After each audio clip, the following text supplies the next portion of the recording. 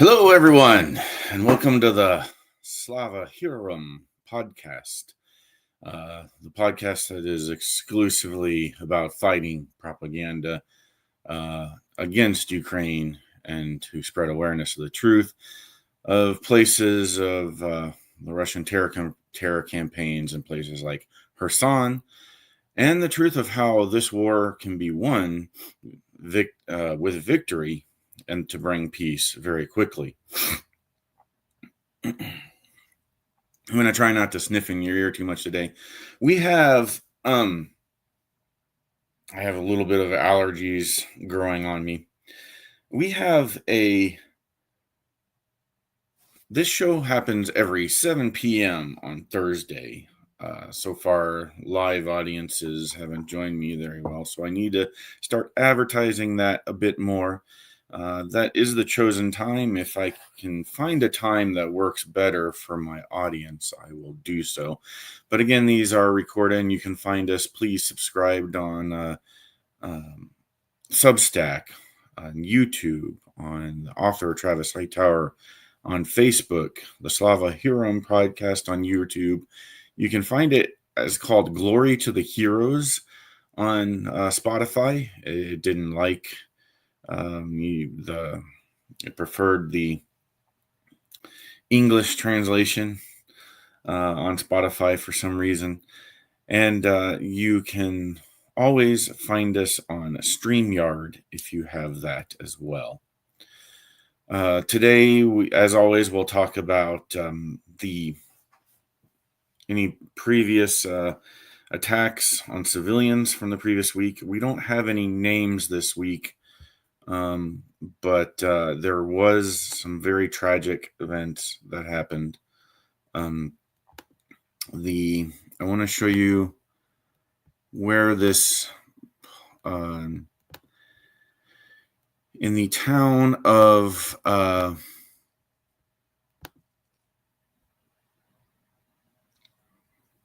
Yarova, Ukraine, which is in the Donetsk region. Now, Donetsk has always been a highly contested region ever since the anti-terror operations began in 2014, 2015. So in Donetsk, during the anti-terror operation period, you had folks that wanted to be separatists, spurred on by Russian propaganda and the belief that they would get their own nation because an illegal coup had happened on the Day of Dignity. Something very important to understand is that these anti-terror operations were either spurred on by Russian operatives or by Ukrainians that were turned, unfortunately, against their own. But they believed, as we're seeing now in our country, in certain stories of division. And they believed that their government was not a legitimate one. And so they basically planned to secede, not secede and then join Russia, although Russia was making offers. We'll talk more about the whole history of that. But the reason that I wanted to mention a little bit of that history now is because Yarova is in that region where Putin should be trying to win over those people, get them to his side. Because if he's going to have negotiations to get that portion of the land, he's going to want the people to be on his side, right? To be able to say, yeah, okay, we'll concede to being part of Russia in the name of peace. Well, somehow I don't think when you kill 24 people waiting in line for their pension in part of the land that they're trying to negotiate for, 24 people died. Let me show you. Add to the stage.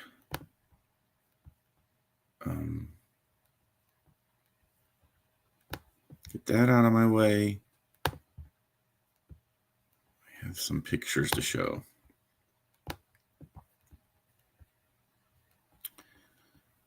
And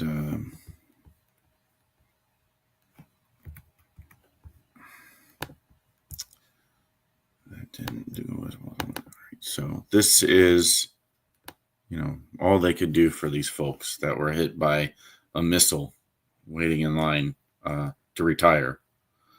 So, it's a planned event that unfortunately all it takes is an informant to let Russian forces know, and you have a nice gathering of people target within range.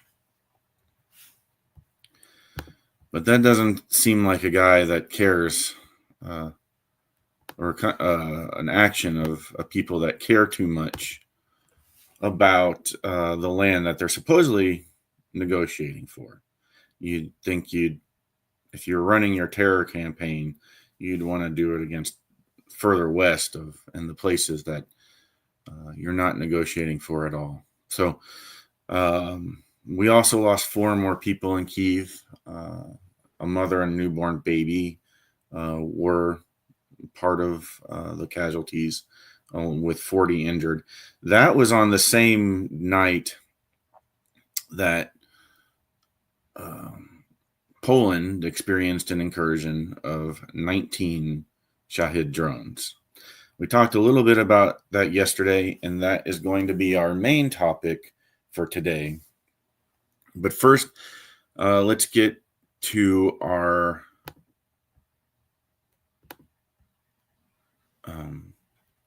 heroic organization, or Ukraine support organization of the week.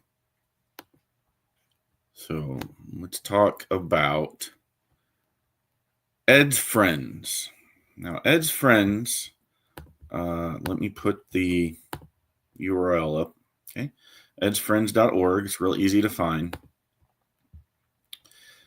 Ed's Friends is a donation organization for humanitarian aid, but specifically for surgeons and doctors. Now, a lot of them is to bring medical equipment to Ukrainian doctors, but there are also as many foreign doctors as Ed can get into the country as he can. It takes a long time to do that for a lot of different reasons, to include that, there are certain countries that want to infiltrate these organizations, but we want to keep them honest, and this is another honest organization. So the founder is Ed Ma, and he founded the organization along with Ukrainian friends to first bring aid, and then to bring as many surgeons as possible to Ukraine, especially for people needing reconstructive surgery and other life-saving surgeries as well, from some of these horrific terror campaign attacks.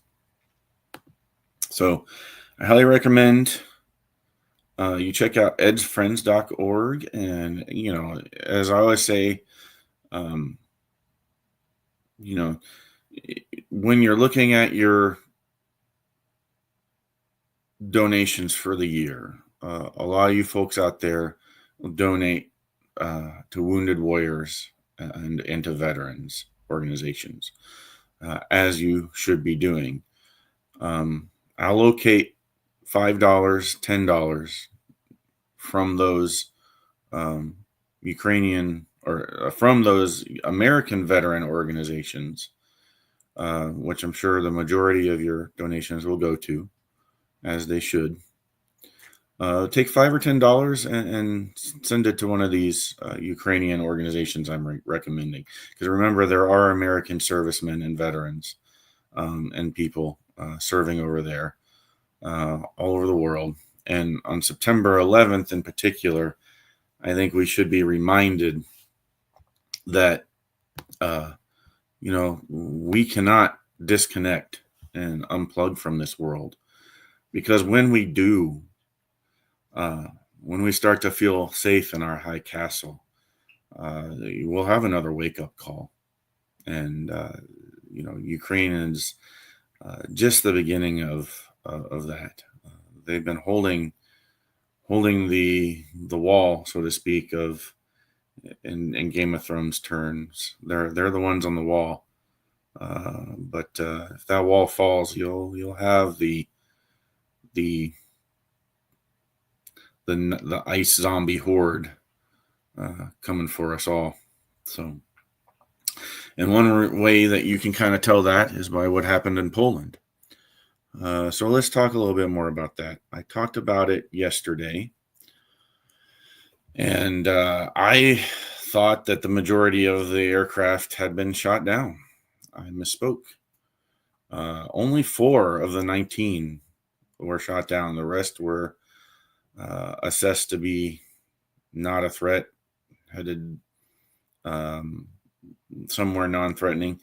But like I did point out, most of these drones were probably of the decoy nature, because if they sent any that had the explosives built in and it hit, say, that house, there was one house that was hit. I think I have a picture of that one. Do I have a picture of that up right now? No, I don't.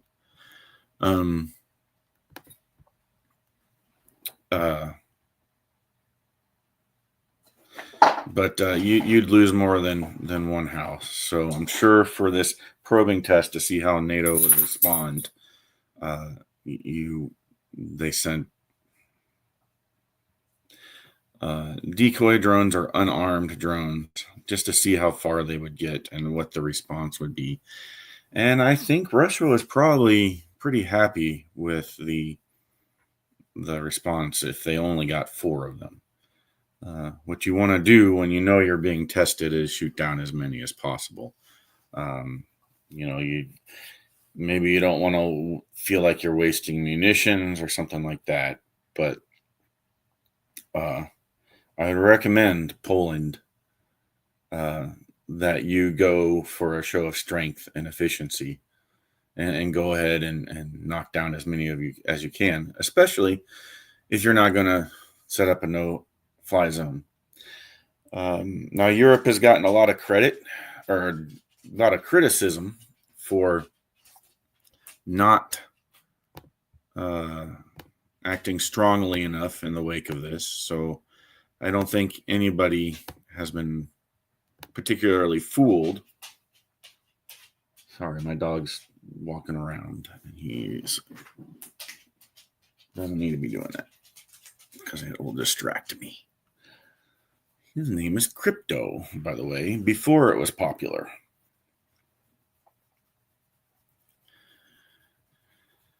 Anyway, so Europe has gotten a lot of criticism for the lack of response. They did activate Article 4, which means that you have one incursion on one country, they'll all act to defend.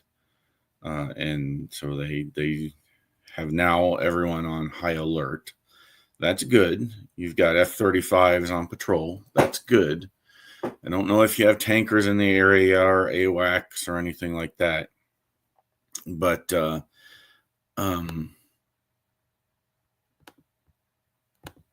I have open here. Let's take a look at one aspect of the logistics of what it would take to operate a no-fly zone. And I think what really needs to happen is a Western no-fly zone at first. Protect Lviv, which is, mostly ethnically Ukrainian, but also in Polish. So protect the Western Ukraine. And here's the problem that they have setting up a no-fly zone now.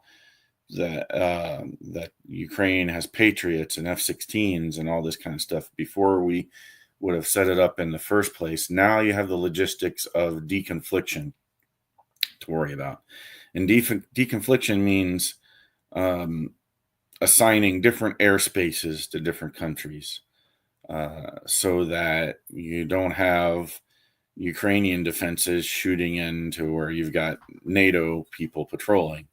So if you're going to set up a no-fly zone in Western Ukraine, Ukraine needs to cede the defense of Western Ukraine to NATO forces, which could be good because they could concentrate completely on the east. But will they feel comfortable with that right away? I don't know. That needs to be negotiated. But if you start those negotiations, you're already showing strength. The real strength will come when you start talking about this sort of thing and Putin rattles the nuclear saber. And at that point, you say, we don't care. We're doing this. That's how you actually start looking strong. Because you don't even have to follow through with it.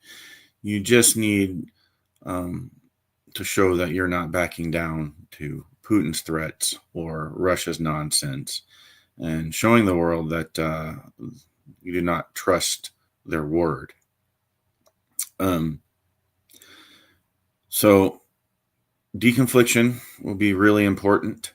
And I'm showing we have the new multi-role tanker.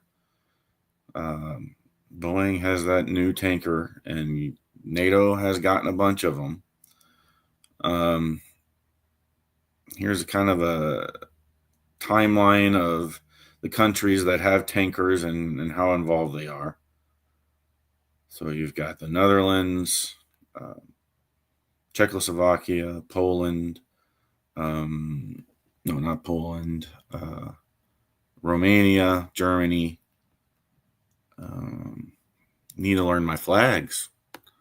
So let's see if it tells me. Okay, well, in this timeline, you have some of them. Germany and Norway, Belgium. Belgium must have been one of those flags. All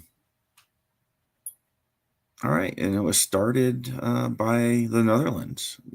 Those Dutch. All right, we'll pause the podcast here for 1 second.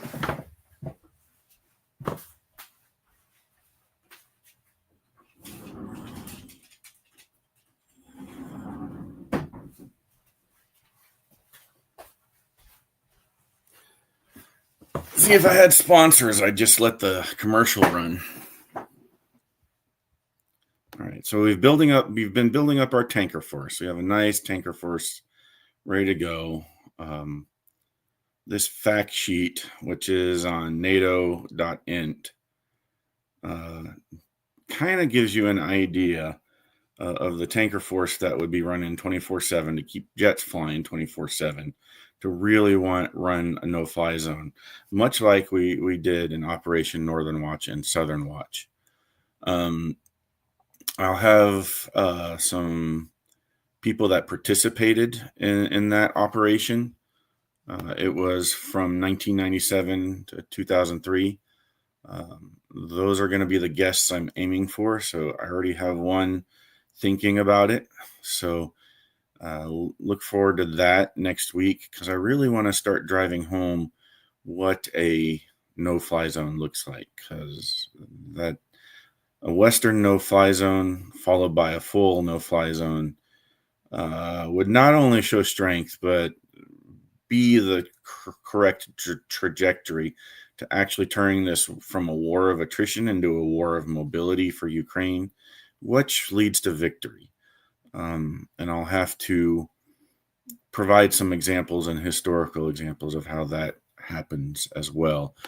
Because a lot of people are looking at this and saying, what good does a no-fly zone do when you have all these smaller drones flying around taking care of things? Well, the key to that, to a no-fly zone taking care of mobility, and you're worried about the smaller explosive drones that the armies are using, is to provide anti-drone warfare. So a no-fly zone this time would not look like Northern Watch and Southern Watch, and it would involve a lot of interceptor drones, some technologies that Ukraine has already been coming up with, and some Western companies have been coming up with. So a no-fly zone would take things from a technological garage sale for Europe and the United States to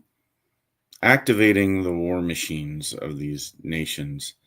Now, politically, the problem with that is it's on fragile ground because of a big populist movement that deservedly wants to spend more to build middle-class citizens in a time when all of the Western nations have a deteriorating middle class.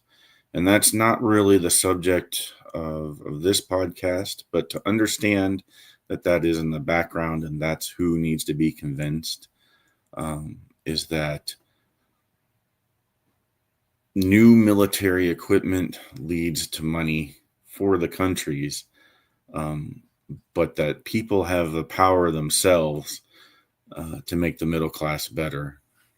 And neither of those two things need to be mutually exclusive. They can operate very separately. In fact, the U.S. government is designed so that military funding and government services to people are separate entities. And I've talked a little bit about how that budget works before, but we want to build a picture of what a budget for a no-fly zone would look like, who would bear the brunt of that budget, and let it be European-led with assets from the United States that European countries don't have, like extra AWACS, F-22s, those kind of things that will get the machine rolling. And keep in mind that the end objective is to have a no-fly zone for a few months to at first show strength, and then perhaps a few more months later expand it to a strategic objective moving towards victory. And that's what this channel is going to be about, is convincing people that is feasible. Because what you've got to understand is the negotiations taking place now are a show, or that took place in Alaska are a show. And instead, what you have is civilians being killed and Poland being tested, and the Baltic states are next. That's why they had to activate Article 4. All right. So we talked about tankers. We talked about we have not talked about the capabilities of the F-35,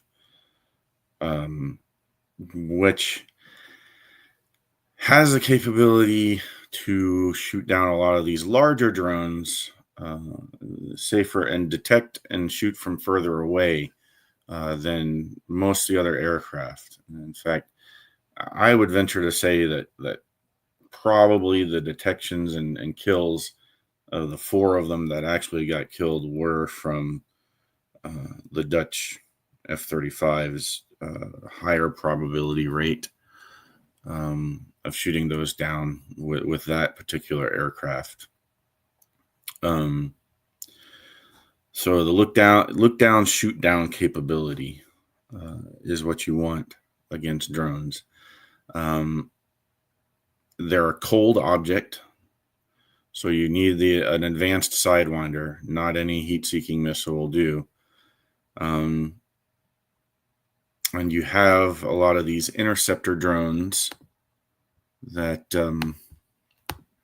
will probably be able to supplement that, but you have to deconflict those and run them at the border. So the other thing that can be of a concern is Russian SAMWEZs out of Belarus. In Operation Northern Watch, some of the only engagements where Saddam Hussein tested was to try to fire some SAMs at U.S. forces, and those SAMs were immediately destroyed by HARM missiles. I think that was when they tested, it was in 1998. Yeah, 1998, they took some shots, and they learned that real quick that was a bad deal. Um, Northern Watch was to prevent the to help protect the Kurds, and what provided was before that you had a no-fly zone called Operation Provide Comfort. So we were protecting these tribal folks on the border for a long time, for much less terror than Russia is invoking. And it all comes down to the final point of not being afraid of nuclear blackmail. All right. There was one more thing. Let's do. We want to talk a little bit about the hero of the week. That's a new thing that I've added to this program. It will be a recap of an article that I will write each week on a different Ukrainian hero. Not always a warrior. Sometimes it will be medics or people that have done amazing things to help people relocate, get prisoners back, facilitate prisoner exchanges, this sort of thing.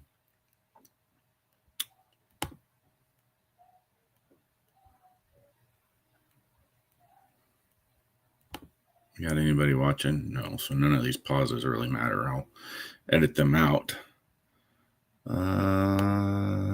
If I wanted to see the chat, no, that's just, I wonder if that, hey chat, I see there's one person maybe? That's just me. It's a private chat. How about people? No.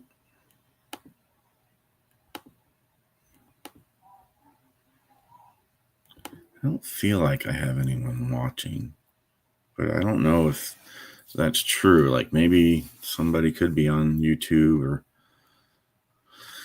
Facebook.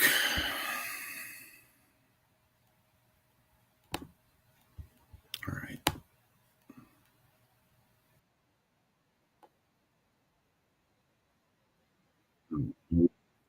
Every Sunday and Monday to remind people. All right. Robert Magyar Ravdi. This guy was a. Do I still have my sharing thing going? No.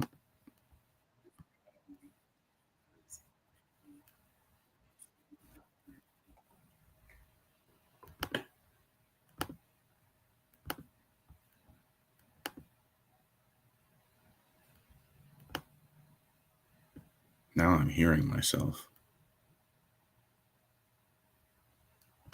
Okay.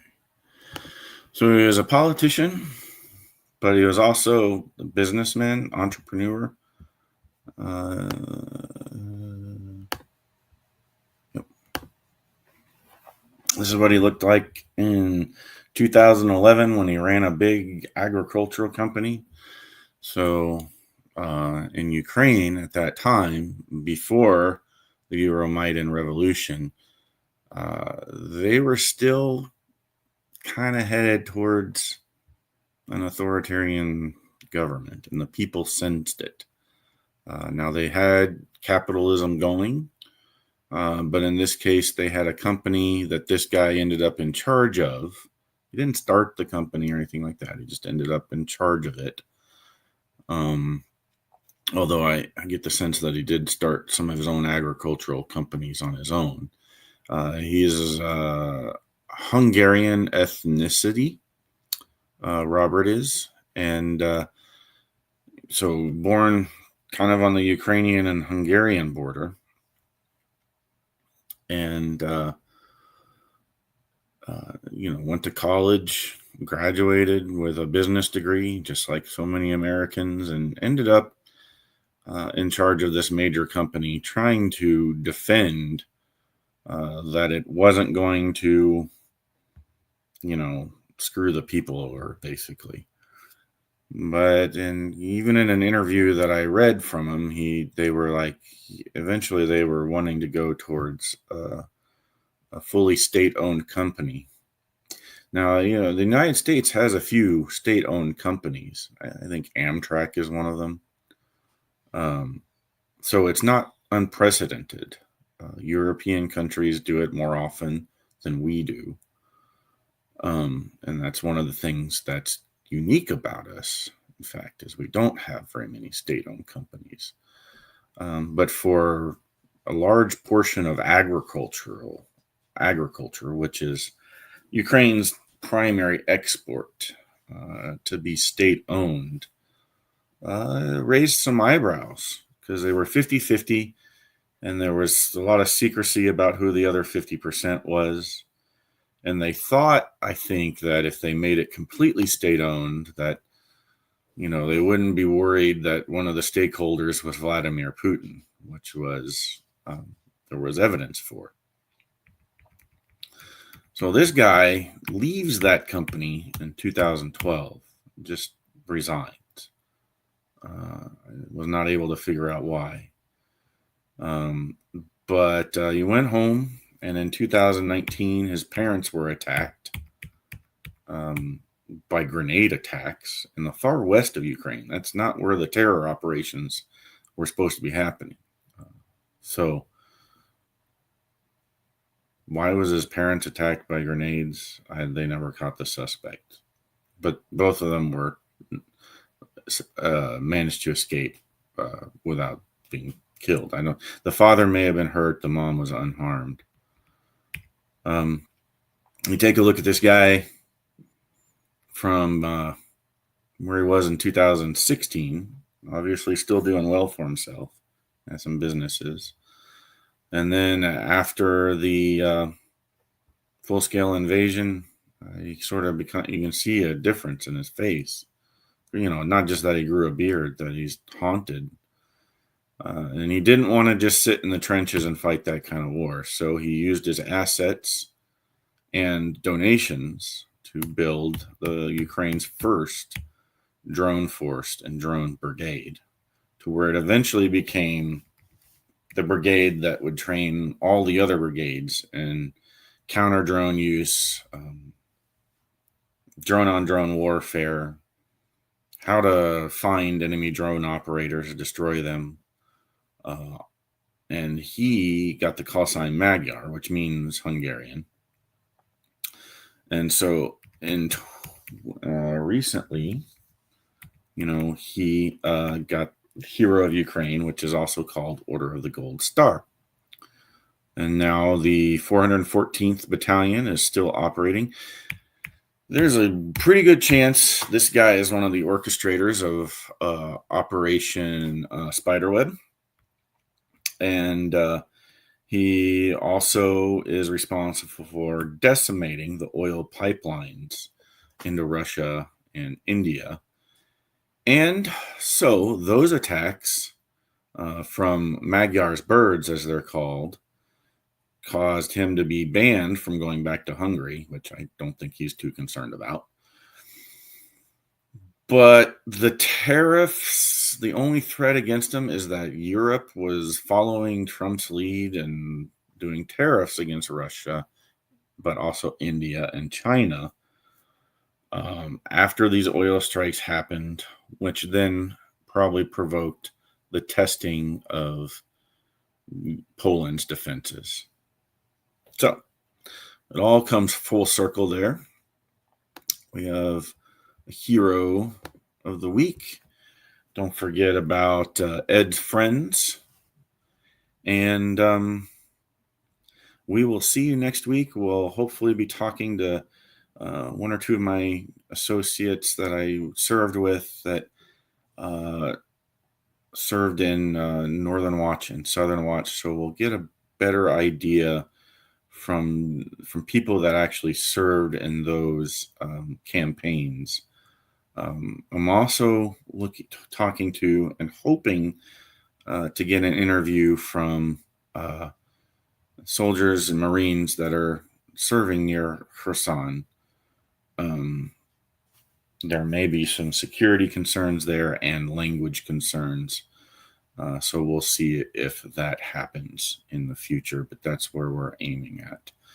And then we will talk to some of the folks that we've talked to again. But stick around. As I said, subscribe, come back every Thursday. If you don't catch the show on Thursday, you'll see everything up in the recorded versions by Friday afternoon. Thank you, and glory to those who defend the Constitution of the United States, and Slava Ukraini.